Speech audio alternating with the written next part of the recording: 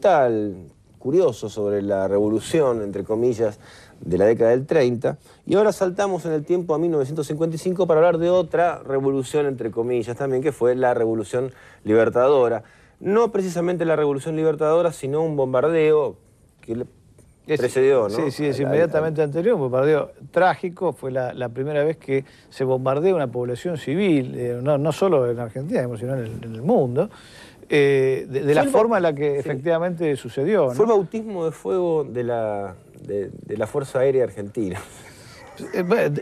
Francamente, es algo de lo cual es algo de lo cual no se puede estar orgulloso en ningún contexto, ¿no? Es decir, estas imágenes, lo curioso de este material que vamos a ver es que es oficialista, o sea, del gobierno del golpe, ¿no? Del golpe del 55. Y digo curioso porque después estas imágenes fueron suprimidas del imaginario. Es decir, se hizo este corto diciendo, miren qué lindo lo que hicimos, ¿no? Celebrando el bombardeo, incluso pese a la cantidad de víctimas civiles. Se le echó la culpa de todo a Perón, por supuesto, es decir, incluso de la presencia de civiles en la plaza. Murieron, la cifra está en Es que nunca se supo bien porque... Entre 360 y pico y algunos dicen que 500. Son un montón de personas. Un disparate en cualquier contexto. Y digamos... Hicieron el corto, se ve que lo pasaron y alguien dijo, no, esto evidentemente no nos hace ningún bien en términos de propaganda, y lo hicieron desaparecer. Y esas imágenes, desde el golpe del 55 en adelante, después de que se hizo este corto, no se vieron nunca más, hasta que Fernando Solanas y Octavio Getino lo rescataron para utilizar algunas de estas imágenes en La Hora de los Hornos. Nosotros lo que vamos a pasar es el corto tal como lo pergeñó el gobierno de la Libertadora después de septiembre del 55, ¿no? El corto se llama sintéticamente Bombardeo y tiene uno de los textos en off más sensacionalistas de toda la historia del cine de propaganda, ¿no? Es decir, además de que las imágenes son fuertes de por sí y como decíamos es la última vez que se vieron durante mucho tiempo, el texto es tremendo. Vamos a ver entonces Bombardeo y con esto terminamos el programa de hoy y lo dejamos picando para la película que vamos a dar el jueves, que se llama Después del Silencio, que tiene también que ver con el gobierno de la llamada Revolución Libertadora.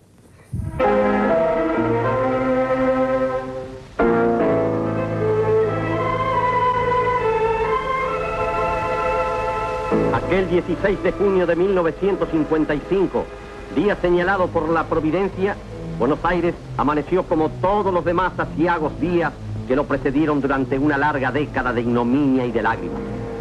El alarido anticlerical vibraba en todo el ámbito del país sometido.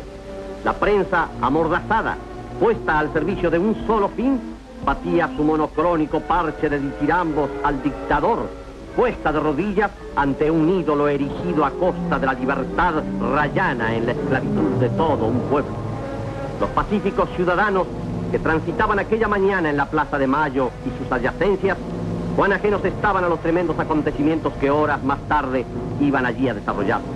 Por eso, a nadie llamó la atención la insólita presencia de aquel helicóptero, que ya a las 8 de la mañana había descendido frente a la Casa de Gobierno sobre la Plaza Colón.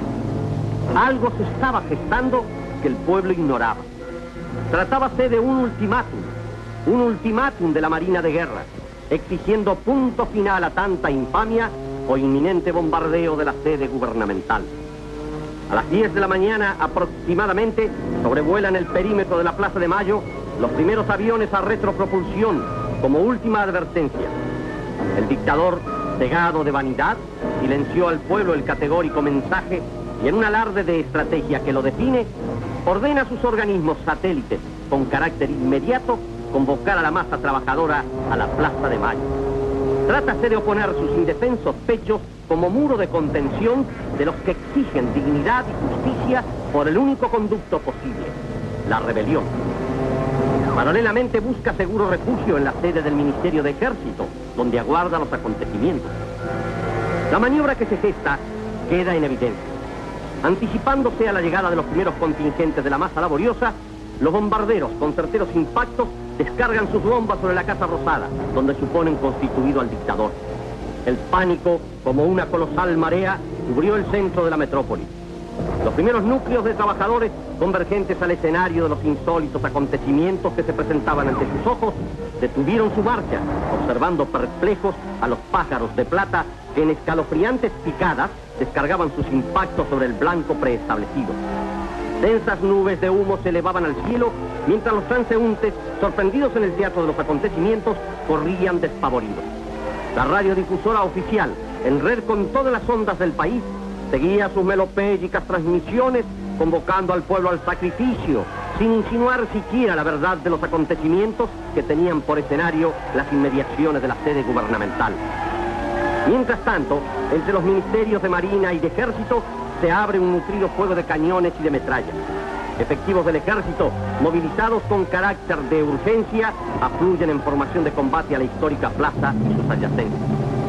La ciudad, sobrecogida de angustia, vive la tremenda hora del desconcierto, sin saber la verdad de lo que está aconteciendo.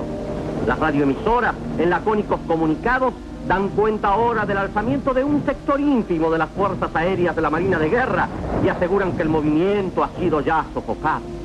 Mientras tanto, los cóndores navales, depositarios del coraje y la hidalguía de nuestras generaciones emancipadoras, afrontando la muerte, atruenan el aire con su titánica voz de rebelión, clamando de una vez para todas la reiteración de la justicia, de la dignidad y del derecho en el suelo sacrosanto de la patria.